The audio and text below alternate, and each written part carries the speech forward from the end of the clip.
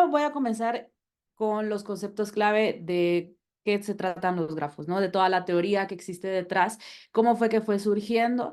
Luego ya vamos a empezar a hablar de cómo esta teoría se fue aplicando a Neo4j, cómo es que se ven los grafos, cómo se pueden manejar. Tercer punto, vamos a ir identificando los casos en donde nosotros podemos utilizar los grafos, en donde es quizá la mejor estructura de datos a utilizar. Y por último, les voy a compartir un par de links, un par de material adicional para ir profundizando más lo que vimos en esta sesión. Y al finalizar la sesión, pues así como mencionó Chesco, vamos a tener un quiz. Les voy a presentar ahí un código QR para que ustedes puedan escanear y comenzar a tomar el quiz. Bien. Bien, entonces comenzamos. Los conceptos clave, empezando con qué es un grafo.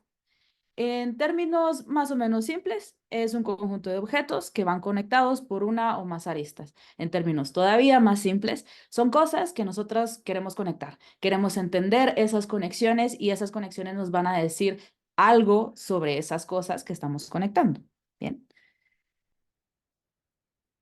¿De dónde surge todo este tema de los grafos, la teoría de grafos?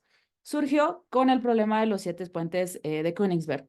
Este Leonhard Euler, pues, era alguien que vivía en cierta ciudad en donde en su debido momento estaba teniendo un boom en la investigación, en ciencia.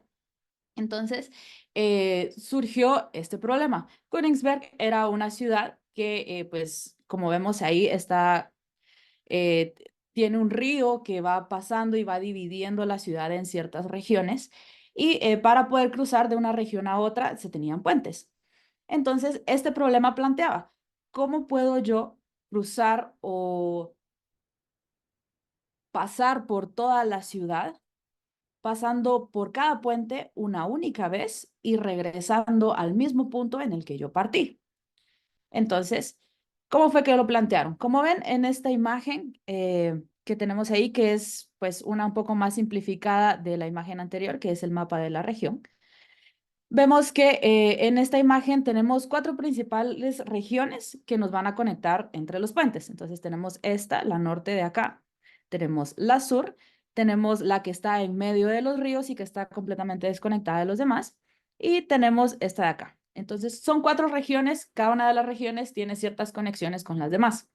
Ahora, ¿cómo lo podemos ver? Quizá de una manera más simplificada para analizarlo matemáticamente, lo plantearon de esta manera. Tenemos estos puntos acá que representan las 4 regiones y los puentes, pues ya se van viendo como los aristas o las meras conexiones entre los puntos. Bien, entonces, al final, pues se volvió bastante popular porque múltiples matemáticos analizaron este problema, pasaron tiempo intentando buscarle una solución y al final, pues Euler determinó que en el contexto de este problema, todos los puntos para que nosotros podamos hacer un recorrido, eh, como lo planteaba el problema, tienen que estar conectados a un número par de líneas. Es decir, los puntos intermedios, los que no representan ni el inicio ni el fin del recorrido, tienen que estar conectados por un número par de líneas. Quiere decir, yo puedo poder entrar y puedo salir.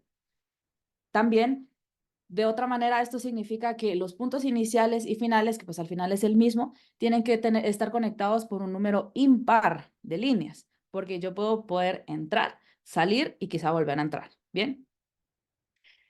En particular, pues vemos que en el diagrama, en donde ya se representa el grafo, 4 puntos tienen un número impar de líneas, 3 de ellos tienen 3 líneas y pues el restante tiene 5. Y pues al final se concluyó que es imposible determinar un camino con las características que se necesitaba para resolver el problema. En total, este problema no tenía solución, pero lo interesante es de que dio origen a toda la teoría de grafos, porque ya vemos esta imagen planteada matemáticamente como un grafo, cosas que tienen conexiones y nosotros queremos analizar esas conexiones y los caminos que nos puede generar esas conexiones, ¿no? Ahora bien, definiciones generales, cosas en la teoría de grafos que son importantes conocer. Tenemos los vértices. pues como ya mencioné, son estos puntitos que nosotros vemos en esta imagen, son cosas que nosotros queremos conectar. En otras terminologías también se les llama entidades. En los meros grafos de Neo4j se van a conocer como nodos.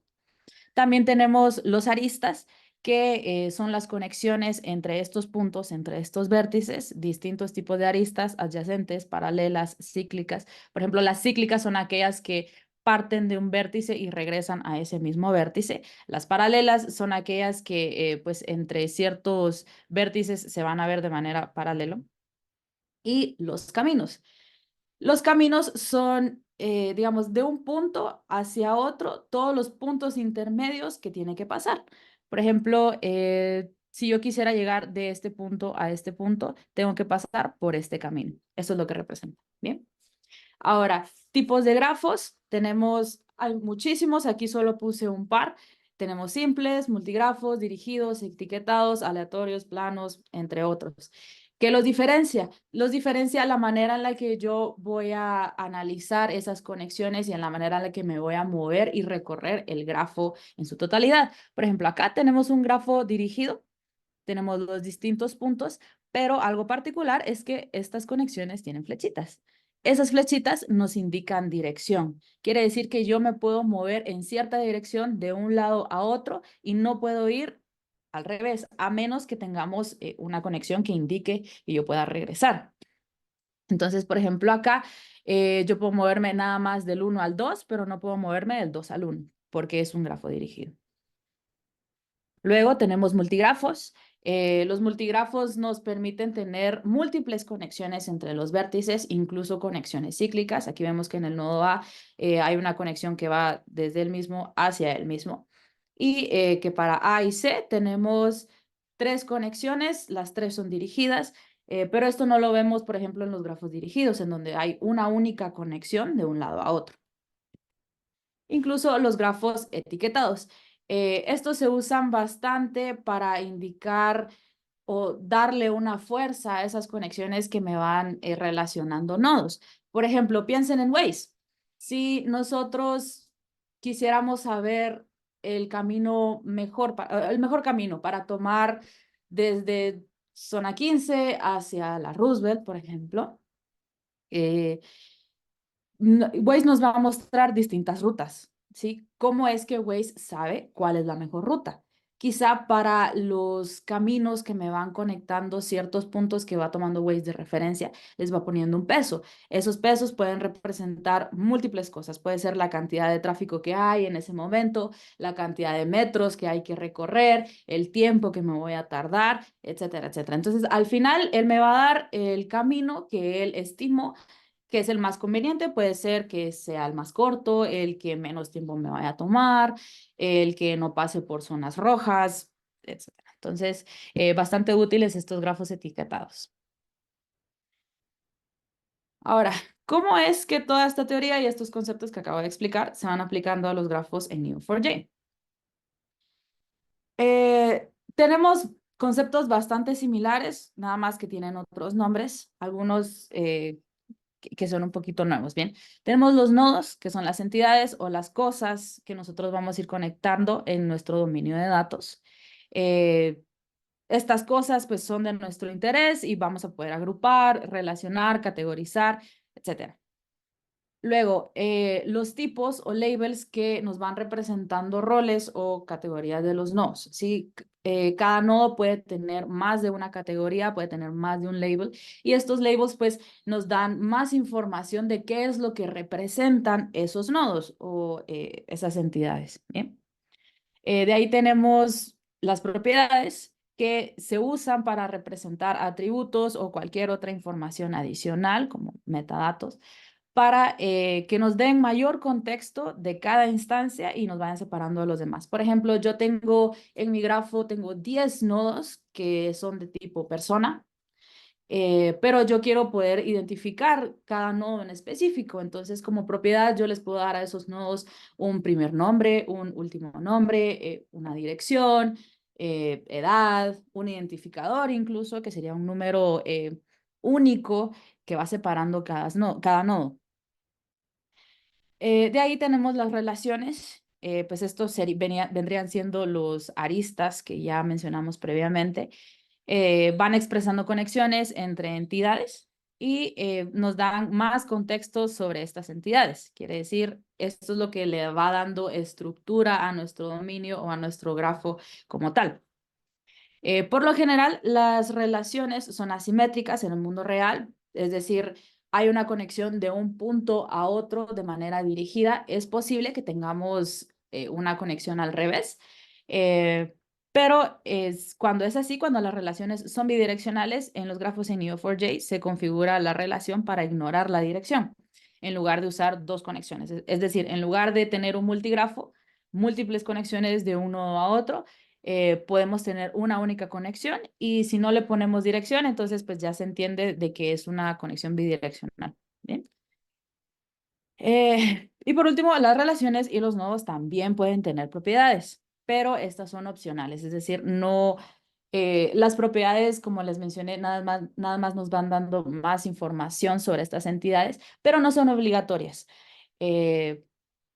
Estas las podemos usar para expresar fuerza, peso o calidad de una relación cuando estas propiedades se aplican a las relaciones como tal, aparte de cualquier otro metadato que necesitemos nosotros para explicar más esa relación, como por ejemplo marcas de tiempo, si es una transacción, pues quizá cantidad de dinero que se utilizó en la transacción o etcétera.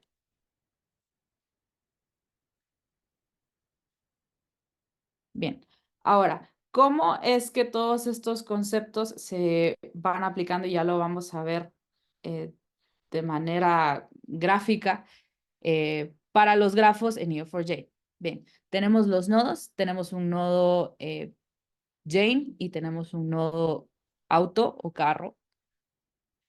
Estos nodos vienen siendo los vértices y los vamos a ir conectando. Estas conexiones son las relaciones o los aristas. En Neo4j todas las relaciones tienen un tipo, es decir, tienen un nombre que las va identificando. Entonces, en este caso tenemos que Jane es propietaria de un auto o de un carro. De ahí tenemos los tipos. Como ya les mencioné, pues estos tipos son los que nos van separando o categorizando los nodos que vamos a tener dentro de nuestro grafo. Jane es una persona, entonces la catalogamos o le ponemos el tipo de persona. Y el carro o el auto, pues lo colocamos como categoría carro o propiedad, etcétera. Y aquí ya tenemos un poquito de información de Jane. Sabemos que Jane es una persona y que ella es propietaria de un auto. De ahí tenemos las propiedades. Pues como les mencioné, las propiedades nos dan más información sobre los elementos a los que se aplican. Tenemos propiedades tanto para los nodos, le podemos poner un nombre. Este nodo tiene nombre Jane. Y el nodo del auto le colocamos de qué marca es marca Volvo y un modelo B60. Entonces ya nos va dando más información sobre estas entidades. Y las propiedades también se pueden aplicar a las relaciones. Entonces aquí tenemos que Jane es propietaria de un auto desde 2018. Bien, entonces dentro de Neo4j, esta imagen que ustedes ven ahí es más o menos cómo se van a ver los grafos. Neo4j nos hace el favor de colorearnos de distintos tonos aquellos nodos que pertenecen a distintas categorías o son de distintos tipos. Entonces, en este ejemplo, tenemos en los noditos azules todos los que representan personas. Vemos que cada nodo tiene un nombre. Tenemos a John, Mark, Jennifer, Ann, Melissa, etc. En los nodos verdes tenemos posibles cosas que les gusten a estas personas. Tenemos lenguajes de programación, Java, grafos, ETLs, Query Language, que son SQLs. Y en los nodos rojos tenemos empresas. Entonces, si vemos los nodos únicamente ignorando las conexiones, no nos dice tanto. Sabemos de que en este dominio de datos tenemos personas, tenemos cosas o cosas en general, lenguajes de programación, y tenemos empresas. Pero lo que le da la riqueza a estos grafos es cómo es que esas cosas se van relacionando y la información que nos da las distintas relaciones. Entonces, ya cuando le agregamos las relaciones de John trabaja para cierta empresa o John es amigo con otra persona, que incluso las relaciones pueden suceder entre distintos elementos de el mismo tipo de entidad o la misma categoría. Y de ahí Sally le gusta integrations o las aplicaciones o a John le gusta Java. Bien. Entonces, en estos mismos grafos incluso podemos no solo obtener información sobre un nodo en específico, es decir, saber para quién trabaja John, con quién es amigos y qué le gusta, sino que también podemos obtener información sobre conexiones de conexiones. Es decir, si nosotros queremos saber a los amigos de John qué les gusta, entonces vamos, John es amigo de Sally y a Sally le gustan las integraciones. Bien, entonces estas distintas conexiones nos van formando un camino que podemos recorrer y ese camino nos da información sobre las entidades.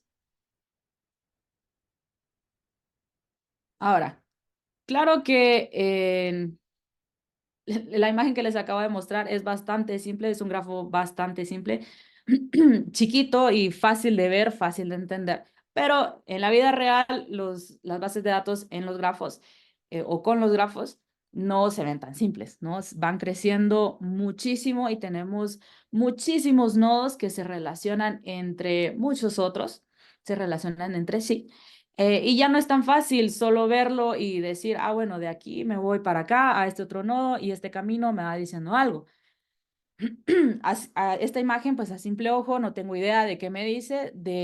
En este lado podemos ver las categorías o los tipos de nodos que tenemos dentro del grafo y su cantidad, pero eso es todo. Entonces, como había mencionado, las relaciones es lo que le da la riqueza y la utilidad a estos grafos. Entonces, si no las puedo ver, ¿cómo le hago para obtener información? Bien, dentro de Neo4j, para poder recorrer los grafos, tenemos el lenguaje de Cypher. Cypher es un lenguaje de queries que es basado en patrones y es diseñado específicamente para grafos. Cuando yo hablo de basado en patrones, me refiero a que va a ir a buscar entidades y relaciones que cumplen con ciertos criterios y eso es lo que me va a devolver. Entonces, acá vemos un grafo simple que tenemos a dos personas, tenemos a Dan y Ann, y tenemos que que Dan quiere mucho a Ann. Bien. En la parte de abajo vemos cómo esta relación y esto que vemos gráficamente arriba se va representando en el lenguaje de Cypher. Tenemos un match, lo que va entre paréntesis representa un nodo, es decir, toda la información que acá es información de Dan. Ay, disculpen. Es información de Dan. Tenemos la parte que está entre corchetes que representa la relación y si ven la relación tiene una dirección. Y luego tenemos otro set de paréntesis y estos paréntesis representan al siguiente nodo que es el nodo fin de la conexión, que sería AND. Bien, entonces dentro de estos paréntesis no solo tenemos el tipo o la categoría del nodo en cuestión, que en este caso vendría siendo una persona, sino que también tenemos las propiedades. Nosotros podemos buscar no solo por tipo, sino también por cosas más específicas de los nodos para ir obteniendo un resultado más granular. Yo quiero obtener todos los nodos a los que está conectado Dan, entonces busco de acuerdo a la persona y que se llame Dan y que tenga una relación de amor con un nodo final que sería una persona que también se llame Ann. Bien. Entonces, abajo les coloqué un ejemplo de cómo se vería en query la creación de esa relación. Porque pues arriba lo podemos buscar, pero eso implica que ya tenemos un grafo ya armado, pero pues hay que comenzar armando ese grafo, ¿no? Entonces, cuando nosotros comenzamos con una base de datos en blanco en Neo4j, vamos creando no solo los nodos, sino que de una vez podemos ir creando las relaciones que tienen esos nodos. Entonces, dentro del mismo comando de create, yo puedo acá colocar el tipo de nodo que voy a ir creando, puede ser un usuario. Las propiedades entre corchetes pueden ser una, pueden ser múltiples. La verdad no tiene límite la cantidad de propiedades que le podemos poner tanto a las relaciones como a los nodos. Voy indicando una relación aquí mismo, indico también un flujo o una dirección de esta relación. Y el nodo final, igual, voy creando otro nodo tipo usuario y sus propiedades. Ahora, pues como ya mencioné, Cypher, curiosamente, fue diseñado de tal manera para que fuera un poco intuitivo y fuera, no diré fácil, pero un poco más sencillo de comprender.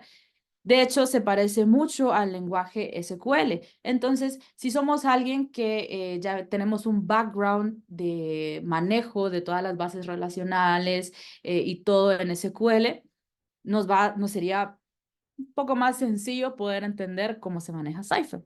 Entonces, vemos que acá está la comparación entre cómo se vería en SQL y cómo ya se ve en Cypher.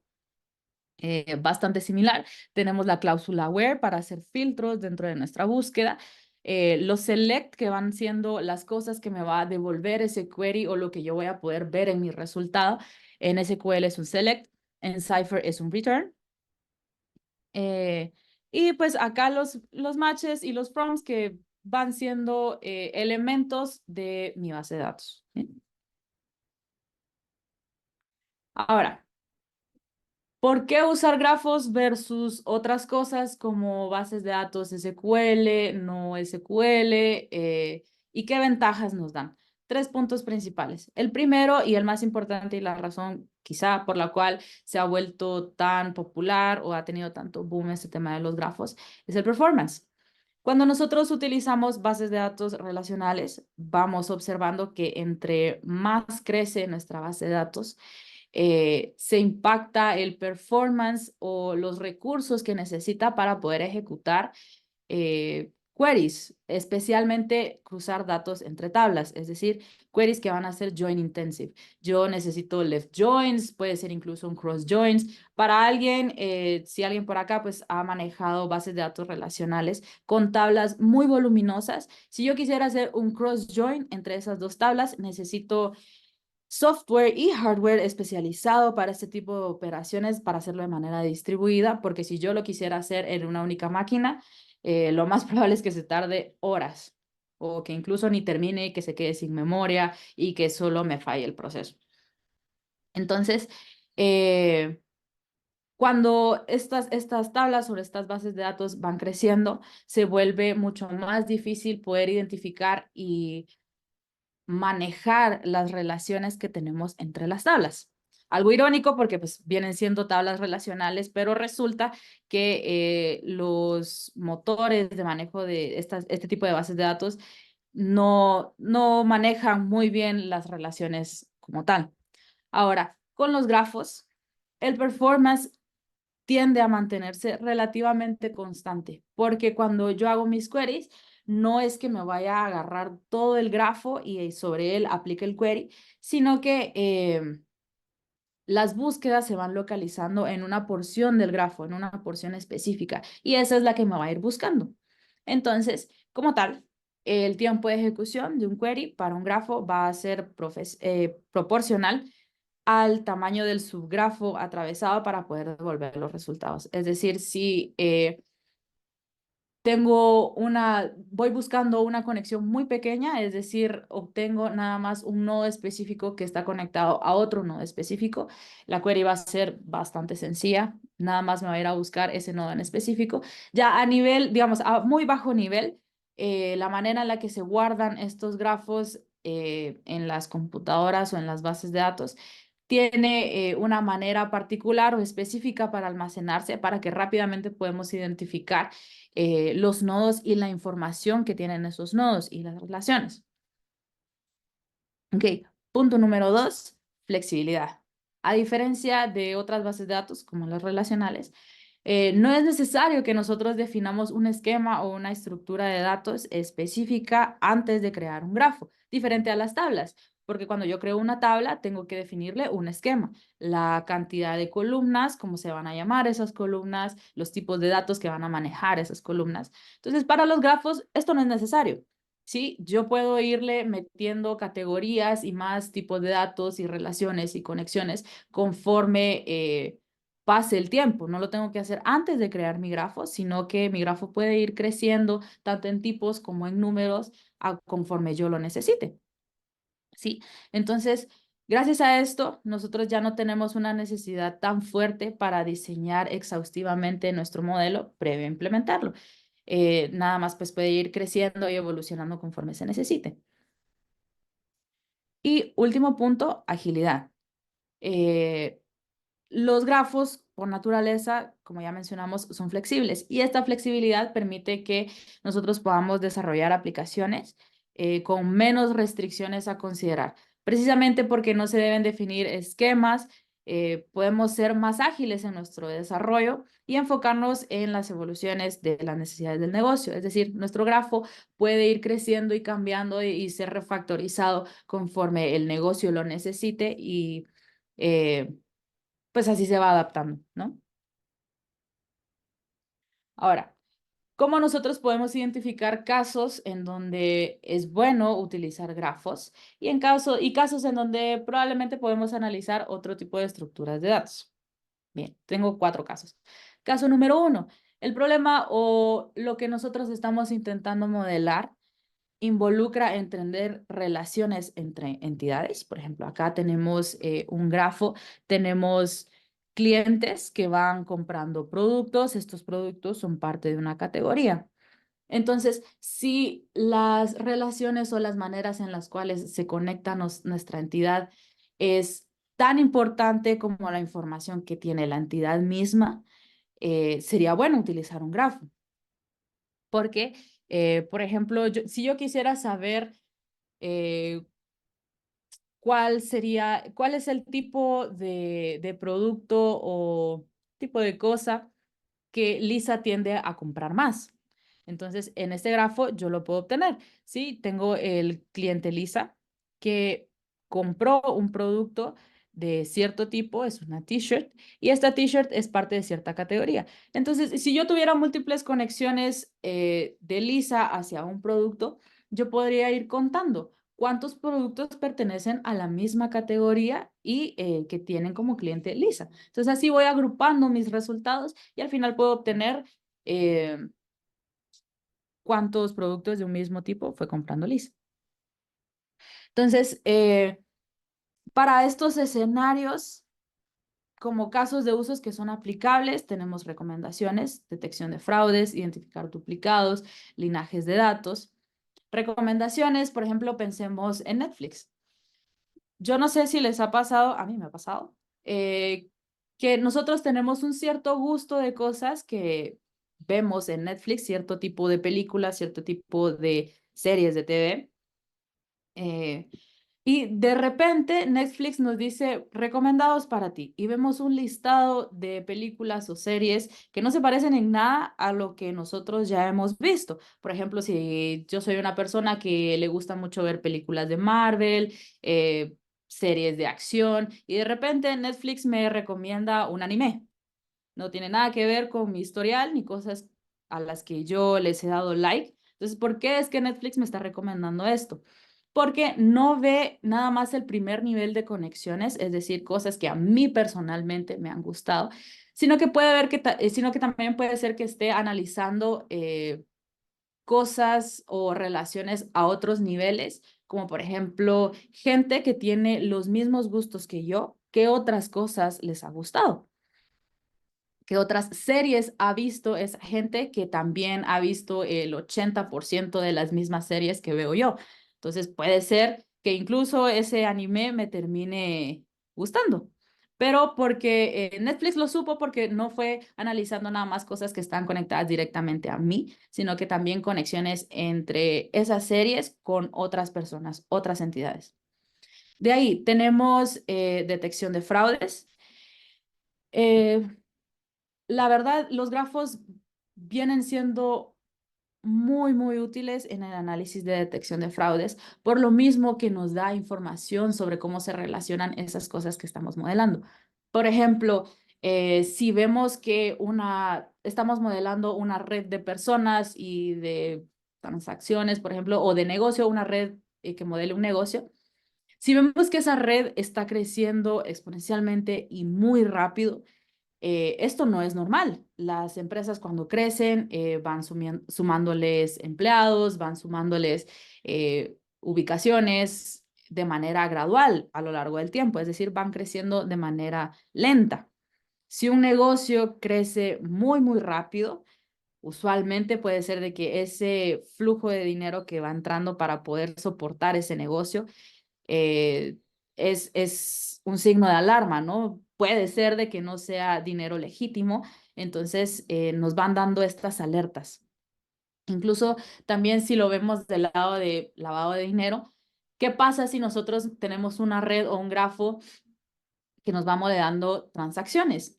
Y vemos ciertas transacciones de ciertas personas que suceden de manera muy puntual y muy específica para ciertas horas y ciertas fechas de un mes y que muchas personas van transfiriendo quizá la misma cantidad de dinero, exactamente la misma cantidad de dinero, hacia la misma fuente o la misma persona o la misma cuenta. Todo ese dinero va cayendo en la misma cuenta. Esto no es un comportamiento tan normal, entonces quizá amerite que nosotros le demos el tiempo para revisarlo y analizarlo. Bien, escenario número 2. El problema que nosotros vamos a modelar tiene referencias cíclicas al mismo tipo de entidad, es decir, si lo vemos, por ejemplo, en una tabla y nuestra tabla modela todos los empleados de mi empresa, hay empleados que se van a relacionar con otros empleados, quizá en una relación de amistad, en una relación laboral también, hay subordinados y hay superiores. Entonces, esta va a ser una referencia cíclica porque mis empleados van a tener una relación con más empleados y en una tabla probablemente tengamos que hacer un cross-join para ver, por ejemplo, qué empleados son subordinados de qué superior. Entonces, como ya mencionamos, estos cross joins suelen ser muy costosos en cuanto a recursos y pues ya viene siendo un problema. Entonces, ya vemos acá casos de uso que aplican a este caso, jerarquías organizacionales, administración de accesos, social influencers o redes sociales. Por ejemplo, Facebook, que Facebook hay veces que nos pone gente que puedas conocer, que es gente que no hemos visto en la vida y gente que puede ser que vive muy, muy lejos de nosotros. Entonces, ¿por qué es que Facebook nos está proponiendo que posiblemente tengamos una relación con esta persona? Puede ser que sean amigos de amigos, pueden ser amigos de amigos de amigos, o puede ser gente que en algún punto en el tiempo trabajaron en la misma institución en la que estamos nosotros, o gente que vivió en la misma área y fue a la misma escuela, a la misma secundaria, etcétera, etcétera. Entonces, así van funcionando estas relaciones en este tipo de casos. Caso número 3, el problema explora o usa relaciones de profundidad variable o desconocida, es decir, nosotros no sabemos cuántas conexiones vamos a tener que analizar para obtener el dato que necesitamos. Puede ser que de una organización yo tenga múltiples productos, esos productos están enlazados a clientes, esos clientes están enlazados a entidades como empresas o más empresas o casas, direcciones, etcétera. Entonces, la profundidad a la que yo voy a tener que ir en estas relaciones va a variar dependiendo del dato que yo voy a obtener. Entonces, por ejemplo, para estos casos, supply chain, bill of materials y network management. Caso número 4, el problema involucra descubrir múltiples y diferentes rutas o caminos. Por ejemplo, pensemos en el metro o el subway en Nueva York. Si alguien ya ha estado ahí, sabe que para llegar de un punto a otro, nosotros tenemos muchas maneras para llegar en el subway y de hecho es fácil perderte, entonces uno tiene que saber bien bien en qué estación entrar y en qué estación bajarse para llegar a nuestro destino. Entonces, en este tipo de casos, logística, ruteo, gestión de infraestructura y dependency tracing. Bien. Ahora, quisiera darles una demostración cortísima en AuraDB. AuraDB es la base de datos de Neo4j en la nube online y es gratis hasta cierto punto. Entonces, a ver.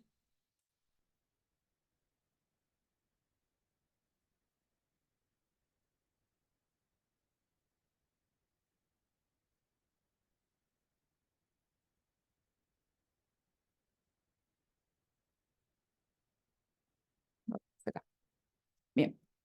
En Neo4j acá ya me adelanté un par de pasos, nada más para mostrárselos. Tenemos tres tabs principales, el Explore, Query e Import. Este import es donde nosotros vamos a ir a jalar toda la información de nuestro grafo que vamos a modelar. Esta información se puede presentar en CSVs, es decir, estos CSVs tienen columnas y tienen distintas filas de data que me van a modelar. En este caso, pues tengo las entidades y relaciones separadas por archivos. Y cuando yo corro mi import, me va a ir jalando todas estas entidades y las relaciones que van modelándose entre las entidades. Entonces, aquí ya está creado, pero yo puedo ir creando más nodos, es decir, más entidades, y acá con este signito de más, creo otro nodo y acá hay una relación. Entonces, entre cada nodo yo le puedo poner un label, lo puedo decir de que todos los nodos que pertenecen a esa entidad están en cierto archivo, por ejemplo este. Incluso me va a ir jalando todas las columnas de ese CSV y me va diciendo, bueno, ¿cuáles quieres? Y yo las puedo jalar todas, ¿bien? También se puede establecer un ID para cada entidad y para las relaciones es lo mismo, ¿sí? Tienen un nombre, un archivo de dónde sacarlo y las propiedades o el mapeo, es decir, los nodos de dónde van, de dónde vienen y hacia dónde van. Bien, voy a quitar esto de acá. Incluso pues acá podemos dar un preview de cómo se vería nuestro grafo con ese mapeo que acaba de hacer. Y aquí en este preview pues vemos que aquí nos avisa nada más que es un sample de todas las filas de mi archivo, pero igual ya vemos de que nuestro grafo ya tiene forma, tiene distintos colorcitos que representan distintas entidades. Pero lo importante es de que acá pues, nosotros podemos ver cómo es que se relacionan esas entidades, ¿bien? Vemos que tenemos empleados que trabajan en ciertas regiones y territorios. Estos ordenan cosas. Dentro de estas órdenes encuentro productos que son de distinta categoría, que tengo mi supplier, mi shipper, que también están relacionados a órdenes y customer que han comprado órdenes como tal. Entonces, bien, demo cortito de cómo nosotros podríamos ir... eh, recorriendo este grafo, tenemos, por ejemplo, si acá en los queries yo quisiera ver el mismo esquema que acabo de ver en la otra página de import, también nos lo puede dar. Vemos que es este mismo esquema, incluso ya me va dando los colorcitos a los que pertenece cada tipo de entidad. Si yo quisiera, por ejemplo, obtener mi grafo completo, puedo hacer este match que me va diciendo, quiero un nodo de cualquier tipo que tenga una relación de cualquier tipo hacia otros nodos, ¿sí? Y devuélveme estas tres características, ¿sí?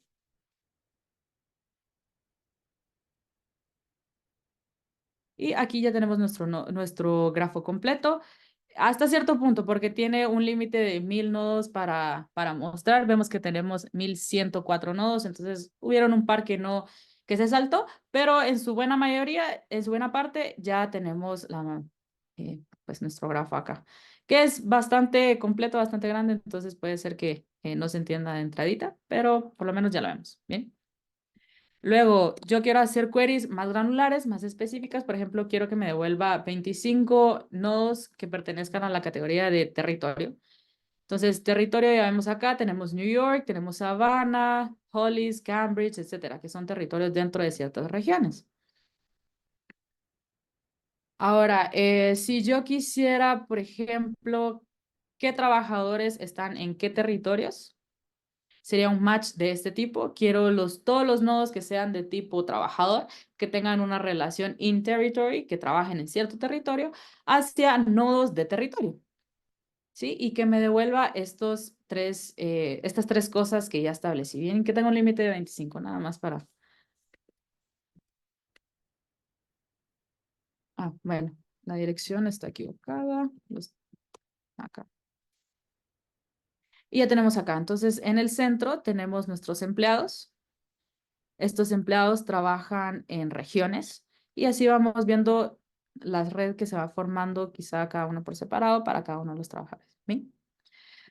¿Qué pasa? A ver, un query con que nos dé un poco más de información útil.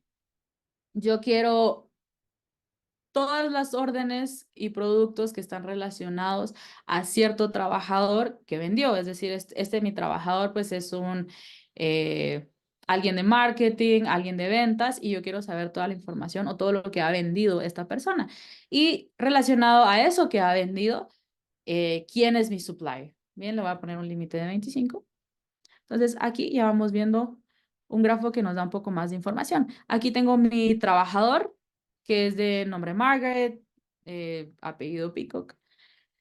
Todos las órdenes que vienen relacionadas con esa persona, es decir, todas las órdenes que ha vendido, y dentro de esas órdenes, cuáles son los productos que estaban dentro. Y para cada una de las órdenes, quién es el supplier o quién es el vendedor de ese producto en específico. Entonces así vamos creando caminos y pues como ya vimos, esos caminos nos dan mucha información.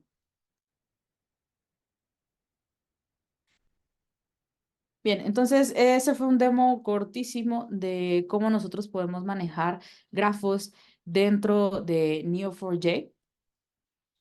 Y por último, como les prometí, si ustedes quisieran saber más, les interesa mucho este tema y quisieran saber sobre la teoría que respalda todo esto que ya platicamos, se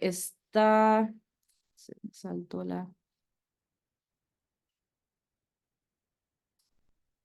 aquí está.